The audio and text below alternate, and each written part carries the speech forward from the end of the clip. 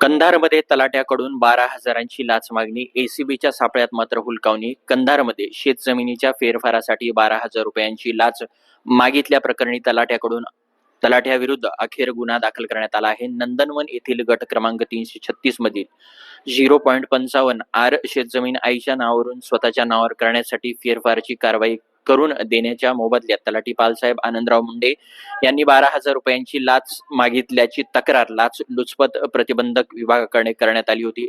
4 August रोजी तक्रार दाखल झाल्यानंतर 5 ऑगस्ट रोजी एसीबीने मागणीची पडताळणी केली. यामध्ये 12,000 रुपयांची लाच मागितल्याचे निष्पन्न झाल्याने एसीबीने नमूद केले आहे.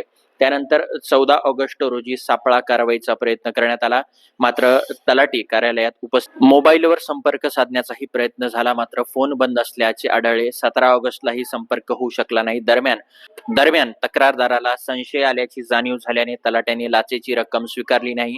त्यामुळे लाचेची 12,000 रुपयांची रक्कम हस्तगत झालेली नाही. मात्र लाच मागणीच्या पडताळणीत तथ्य आढळल्याने भ्रष्टाचार प्रतिबंधक कायदा 1988 मधील कलम 7 अंतर्गत कंधार पोलीस ठाण्यात तलाठी पालसाहेब मुंडे यांच्या विरुद्ध गुन्हा दाखल करण्यात आला आहे.